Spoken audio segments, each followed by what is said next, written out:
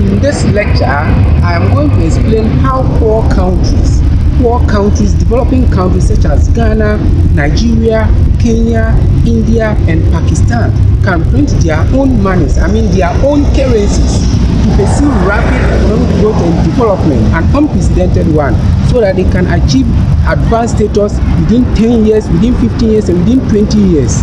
Ghana, print your cedi. Nigeria, print your naira. Kenya, print your shilling. India and Pakistan, print your rupees. There is no need to borrow anymore. Poor countries need not borrow anymore.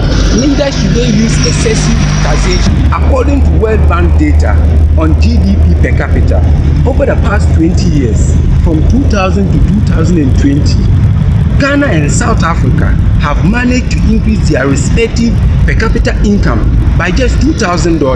Nigeria, Kenya, India, and Pakistan have even done less. Meanwhile, UK have done more than $12,000, Canada more than $19,000, Germany more than $20,000, and USA more than $27,000. Now, this is what is happening. As we speak now, the per capita income for USA as of 2020 was $63,000. Ghana and South Africa will use 20 years to get just $2,000. Then how many years are they going to use to get to USA at $63,000? It will take about 600 years. For Nigeria, Kenya, India, and Pakistan, it may even take more than 1,000 years. Now I am going to show you how you can print your own money to finance this development within 10 years, 15, 20 years. You can all catch up with UK and USA. In terms of per capita income status and economic growth and development, this is the future world economic order, an economic system that will ensure that all countries in the world grow and develop and become rich and work shoulder to shoulder. No poor country must borrow anymore. No poor country must use excessive taxation. Print your money. My name is Nuruddin Isuman Sally Brown. I am an author. When I say I am an author, these are some of my books. I am also an economist. I specialize in monetary economics, financial economics, international monetary economics. I write movie scripts. I develop economic theories and mathematical formulas, and I am a teacher too. I do not intend to speak for long, but this lecture has been divided into 6 thematic areas. Firstly, I will explain why there are so many poor countries in the world. Why since 1945, many countries in the world have not been able to develop despite so many persistent attempts. Then secondly, I will explain 2 models: workers' economic system and dual sector internal asymmetric model. I will explain decentralization of stock exchange. As the author of the model, I believe decentralizing stock exchange is the way to go. Then fourthly, I will explain revolutions. When I talk about revolutions, I'm not talking about wars. I'm talking about agricultural revolution phase 1, phase 2, industrial revolution phase 1, phase 2, phase 3, phase 4, and phase 5. Then I'll talk about construction revolution phase 1, phase 2, and phase 3. That will be the development agenda. Then I'll also explain pertinent issues with respect to inflation and hyperinflation, with respect to work on Milton Friedman and Philip Kagan. I just want to allay your fears that you can actually print your money to develop as quickly as possible without running into inflations and hyperinflations, as has been sold to us by the monetarists Philip Kagan and Milton Friedman. And finally, I will talk about how to plan the development agenda. You cannot just get up and print your money.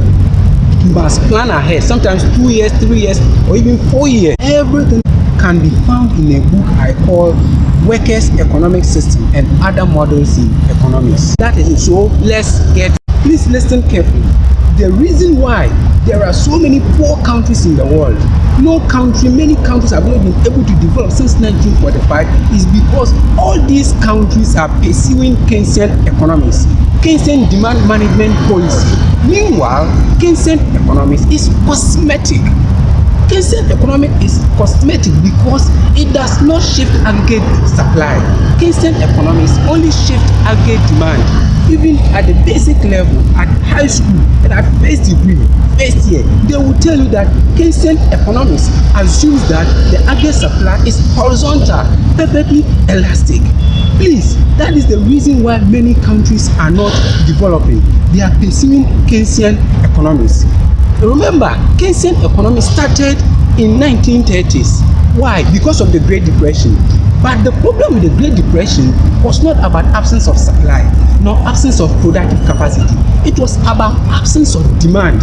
That is why J.M. Keynes advocated that government must intervene, print money, and then expand the demand side of the economy, expecting the aggregate quantity supply to move along its lines. And it worked. But this does not work in poor countries because poor countries do not have the productive capacity. Anytime you ask a poor country to expand the economy, they expand the aggregate demand side of the economy, expecting the aggregate quantity supply to move along its lines. But it will not work. Then this will lead to inflation because of excess demand. Then what happens is that in open economies such as Ghana and Nigeria, the citizens being hungry will then change some of the money into foreign currencies and then do import, and this will lead to currency depreciation. Now we have double shock, high inflation and high currency depreciation. And then the central banks in these poor countries do not know what to do except to increase interest rates, so that expecting the interest rate to work on the downward shift of the inflation and of the currency depreciation. But this won't work because all poor countries are small underemployment, open economies with low incomes and imperfect capital mobility. So high interest rate will not invite foreigners to come and save. High interest rates will not even encourage domestic savings because there are no incomes. And when that happens, all these poor countries end up with what I call wicked trinity: high inflation, high interest rates, and high currency depreciation. This is because all poor countries are trapped in Keynesian economics. Keynesian economics is the problem. Please abandon Keynesian economics. Once again, let's go back to school. You remember when we were in school, we were taught that developing countries such as Ghana, Nigeria, and the rest, all poor countries do not have Keynesian type of unemployment. So why are we pursuing Keynesian economics? Keynesian economics cannot solve the unemployment problems in developing countries. Now let me tell you what Keynesian unemployment is. Keynesian unemployment is the type of unemployment that can be solved just by increasing the aggregate demand side of the economy. This is because there must be productive capacity. So when they tell you that you don't have Keynesian type of unemployment, all that they are saying is that you do not have productive capacity. Therefore, let us abandon Keynesian economics completely. Secondly, another issue that has been sold to all poor countries is that it has been sold by the advanced countries to the poor countries is that private sector is the engine of growth. Please, that is a lie. Private sector can never be the engine of growth. Private sector is a good manager of growth, but what happens is that it is the public sector that is the real engine of growth. If you are a country, you want to grow your economy, use the public sector because public sector is the engine of growth. And after you are able to grow your economy, hand it over to the private sector to run because private sector is a good manager of growth. Why do I say that private sector is not an engine of growth? Because in poor countries, we do not have capital.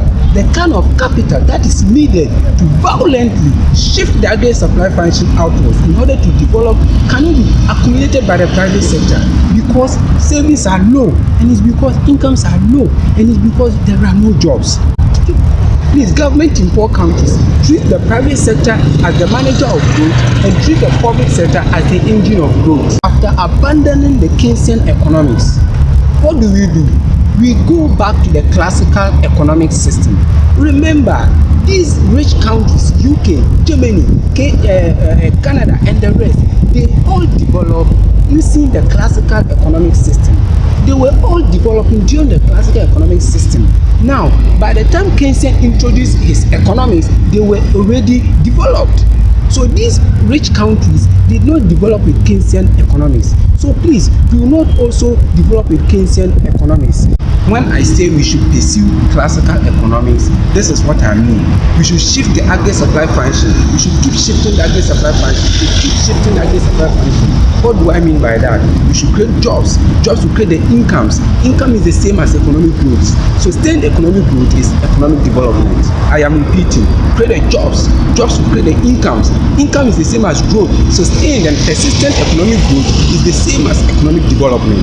Now, here, this is what I suggest. I suggest two models: workers' economic system and dual sector internal asymmetric model. The government is going to come in. The government is going to print money. The government is going to print money to employ workers. These workers will work on the farm. The farm will be owned by the government, but the government will later sell the farm to the workers. The government will print money, set up the factories. These factories will be owned by the government. Then, after paying the workers will now buy the factories. The government will print money, build houses. Then the houses will be owned by the government. Later, the houses will be sold. So for workers' economic system, we are talking about a situation where the government develops the economy, the public sector, the engine of growth, develops the economy and hands it over gradually to the private sector through the workers. So the government starts the company and then sells the company to the workers. Then when we talk of the second model, the dual sector internal asymmetric model, dual means two: private sector and public sector. Now, the internal means that the problems in the poor countries are problems within poor countries. These problems have nothing to do with advanced countries. They are about the internal mechanisms within the poor countries. This is what happens. The asymmetry stems from the fact that what the private sector can do well, the public sector cannot do well. And what the public sector can do well, the private sector cannot do well. Now let me tell you what the public sector can do well. The public sector, the government, can within a short period of time accumulate huge capital to employ people, start farms, start companies and so on. That's what the public sector can do well. And what the private sector can do well is also to run these farms, the factories and so efficiently. Now the government will then offload these companies, these farms, these factories at the stock exchange so that anybody that has money can buy. So the difference between workers' economic system and dual sector internal asymmetric model is that for workers' economic system, the companies, the farms and the factories are sold to the workers. But for the dual sector internal asymmetric model, it can be sold to anybody that has money. As the author of the model, this is what I suggest, that the stock exchange must be decentralized. We should have stock exchange branches at the regional level, at the district level, at the constituency level, and even within every factory, within every company, within every farm set up by the government. There should be a stock exchange office there, because we are going to sell these to the workers, and the workers are all over the country.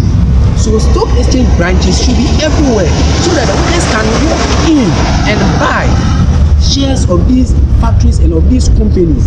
Even though the government is going to sell the shares to these workers, some workers may also want to buy extra shares in other companies. That is the reason why the stock exchange must be decentralized. It will inculcate confidence in the workers. Let's come to the real development agenda. The revolutions. The development agenda must start with agricultural revolution phase 1. This is what I call food sufficiency revolution. Here I suggest that the government should print money, employ workers in developing countries. We have so many unemployed people walking around. Print money, employ them, send them to the farms. Now, these are the features of the crops that must be planted during the phase 1 agricultural revolution. The gestation period of these crops must not exceed 6 months. That is number 1.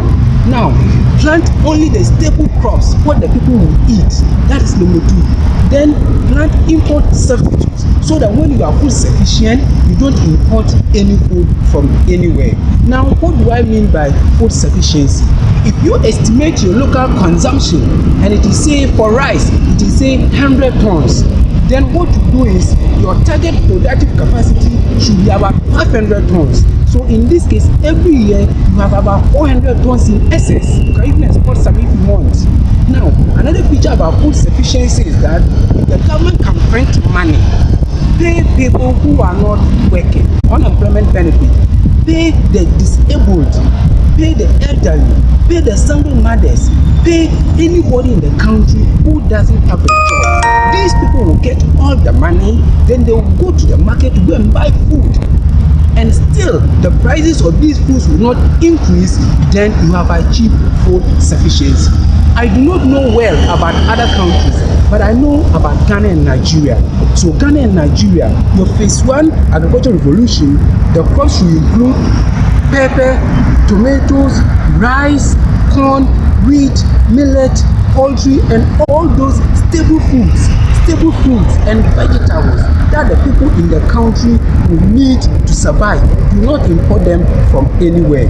Now, after you have achieved food sufficiency in the phase one agricultural revolution, then you come to phase two agricultural revolution. The features of phase two agricultural revolution should include crops whose gestation period can go beyond 6 months, 1 year, 2 years, or 3 years. Another feature is that you are targeting crops you are going to export. Another feature is that you are actually planting cash crops. In Ghana, we are talking about cocoa, we are talking about shea nuts, we are talking about cotton, we are talking about, if we can plant coffee, we are talking about coffee. These are the features of phase two agricultural revolution product. After agricultural revolution, let's come to industrial revolution. Industrial revolution has been divided into 5. The first one is what I call key stage factories. When I talk about key stage factories, I mean steel factories, aluminum factories, rubber factories, glass factories, paper factories, brake factories, solar panels factories, and garment factories. There are 8. Now, when I talk about steel factories, I'm not talking about molding metals. I am talking about using manganese and zinc and iron ore, whatever, to manufacture your own metal. When I talk about paper factory, I'm talking about using timber to manufacture your own paper. Now, when we do these factories, these are the factories that will serve as a foundation that can give us the raw materials to embark on the real industrial revolution and construction revolutions. Revolution phase one, we must get these factories established by the government. That is the first step. Then secondly, for the industrial revolution phase two, we must now set up factories that can manufacture the output of agricultural revolution phase one. So if during the agricultural revolution phase one, we planted tomatoes, then in the industrial revolution phase two, there should be tomato factories. If during the agricultural revolution phase one, you planted rice, then in the industrial revolution phase two, there should be rice factories that can process the rice you have been planting. Now, let's go to the industrial revolution phase 3. Here you are going to set up factories that will process the output of agricultural revolution phase 2. So in Ghana, for example, if in the agricultural revolution phase 2, we planted cocoa, then in the industrial revolution phase 3, we must now set up factories that will process the cocoa. If we planted cotton, then we must set up factories that will convert the cotton into garment and so on. Then we go to industrial revolution phase 4, where we are going to set up factories that will manufacture household appliances and then electronics. Then when we go to industrial revolution phase 5, we set up factories that will then manufacture cars and other machines. Then when we come to construction revolution phase 1, we talk about roads. The government in all countries have been building roads all the time. But in this case, we are talking about massive roads and drainage system. All the time, the government must print money to build these roads. That is the construction phase 1. Now, for the construction phase 2, the government must build houses, skyscrapers, story buildings, high-rise buildings, and rent them out on mortgage basis to these workers.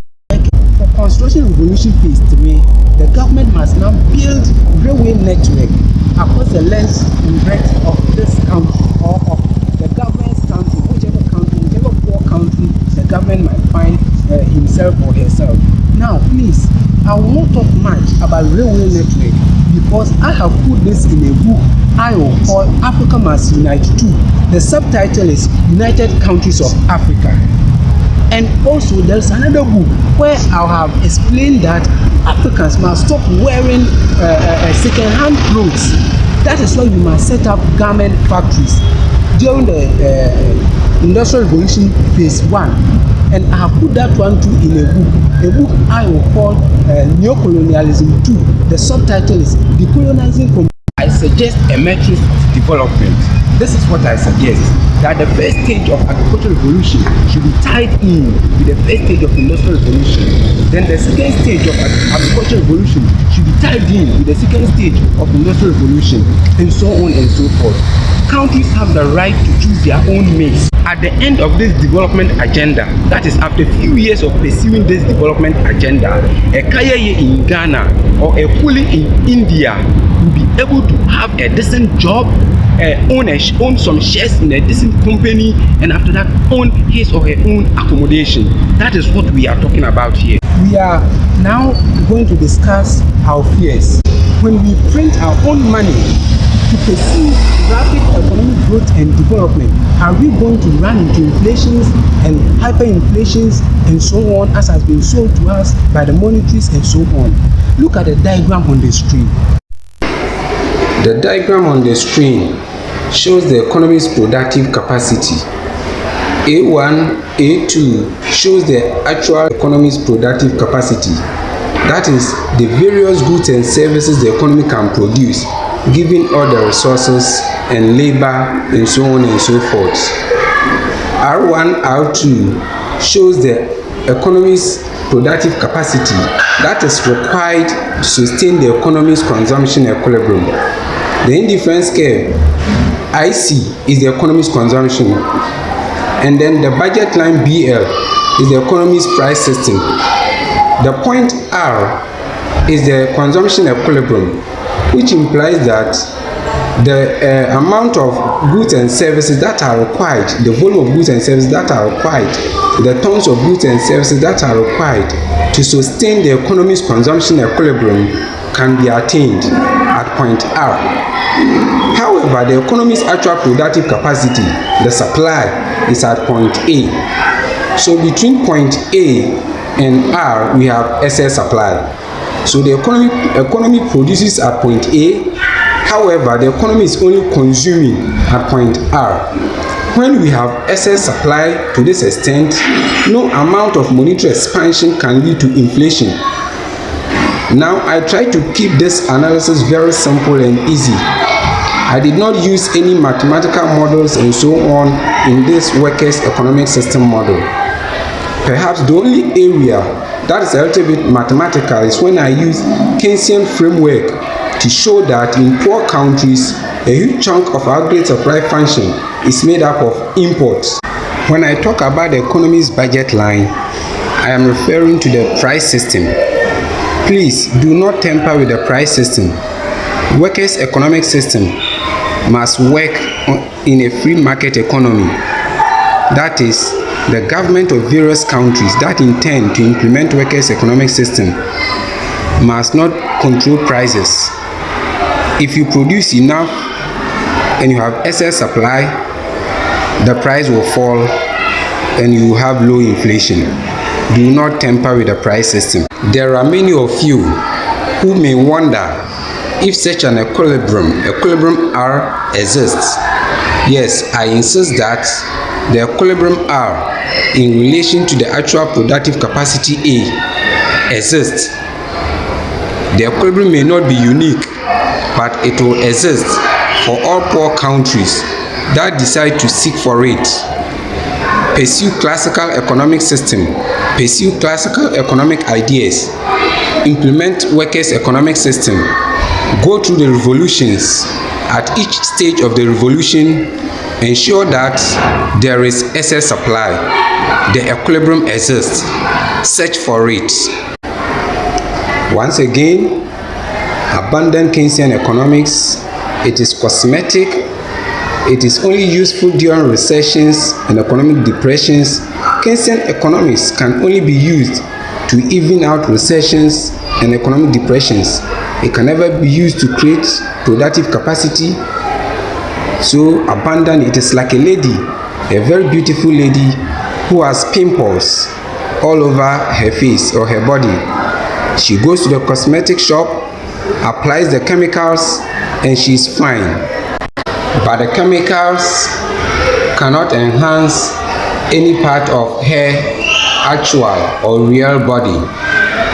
This applies to the developed world, where they have productive capacity, During recession, they apply Keynesian economics, it works for them.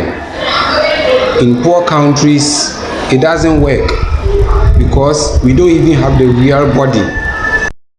In this analogy, economic recessions and depressions can be likened to pimples, and Keynesian economics can be likened to cosmetics.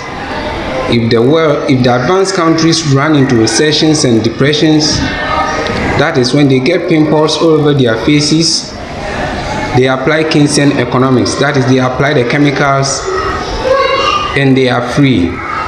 They are moved back to their previous state. There is a famous statement by Milton Friedman that inflation is everywhere a monetary phenomenon. Please, this statement is short-sighted. Inflation is not a monetary phenomenon. If you have excess capacity, there is no way there will be inflation. If you have excess supply, there is no way there will be inflation. Inflation can only be caused by excess demand. So long as when you look at the diagram, we produce beyond what we are going to consume, no amount of monetary expansion can lead to inflation. If you read Milton Friedman's analysis carefully, there is even an inverse relationship between inflation and unemployment. That if you want to create jobs, there will be inflation. That is not true. It is possible to create jobs, reduce unemployment without running into inflation if you apply workers' economic system through the revolutions so that you can get excess supply. Now there's another one, central bank's loss function, developed by the new Keynesians. Please, this is also not true. What do you mean by loss function? Relationship between productivity and inflation. So if you want to produce, you are going to run into inflation.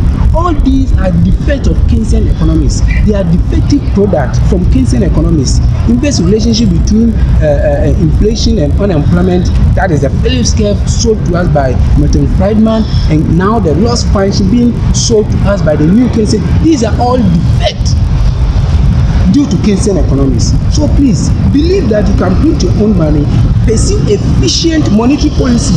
I don't want to talk about optimal monetary policy because new Keynesians have developed optimal monetary policy, and that is also a negative relationship between inflation and productivity or unemployment. So I will talk about efficient monetary policy. You can pursue efficient monetary policy without running into inflation. Now, let's talk about Kagan. I've read several books on Kagan. I've read several books and literature on hyperinflation and inflations, and the whole world will agree, or up to now they agree, that the best model on inflation and hyperinflation is that of Kagan, 1956. But Kagan based his analysis on expected inflation. I'm not going to argue with him, though I differ in opinion. As far as I am concerned, the only cause of inflation is excess demand. In this case, the only cause of expected inflation will be expected excess demand. That is expected to increase in magnitude. You see, so long as we keep excess supply in agriculture, during the agricultural revolution, we keep excess supply. During industrial revolution, we keep excess supply. During construction revolution, no amount of monetary expansion can lead to inflation. Now let me tell you something about more defective babies of Keynesian economics. Central bank independence, monetary policy credibility, and commitment to low inflation. Go to all poor countries in the world, they will tell you that the central bank's main objective is commitment to low inflation, because they know that if they allow the executive to print money, they will only embark on Keynesian economics, shift the aggregate demand, and there will be inflation. Now, policymakers, central banks, I advise you, allow your executive to print money so that they can tackle the aggregate supply. Let them expand supply. The best way to keep low inflation is to keep excess supply, not to constrict demand. As I come to the end of my lecture, please, let's talk about how to plan the revolution. Don't just get up and print your money.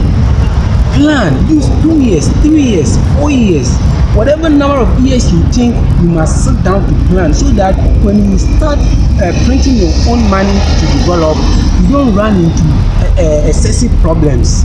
This is what I suggest. If you are a country, in the planning process, please put all your economies, the best ones together, all your agriculture economies, the best ones together. Put all agriculture economists, the best ones together. Put all the industrialists, the best ones together. Put all the experts together and let them think. Tell them you want to print your own money to finance development. So they should think about it.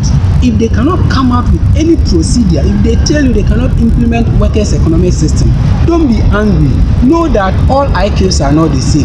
Let them go. Employ foreigners, experts from outside. Let them come into your country and then plan for you and help you to print your own money to develop. After that, pay them and let them go. When you put your experts together, these are some of the things they must think about. Do you have fertile lands? Do you have fertilizers? Where are you going to get irrigation? Because you cannot rely on rainfall. You have raw materials and so on and so forth. These are the things your expert must think about for years. Put together.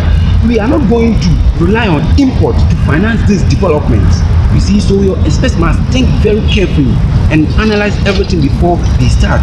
However, I have all these solutions in this book, Workers' Economic System and Other Models in Economics. For consultation, you just have to get the book and go through. The book will help you, the book will guide you as to how to print your own money to finance rapid economic growth and development. The second advice is that do not allow people with dual citizenship to come close to this development agenda. Anybody with double citizenship is a half citizen. If you hand over a development agenda to that person may even spoil the other country.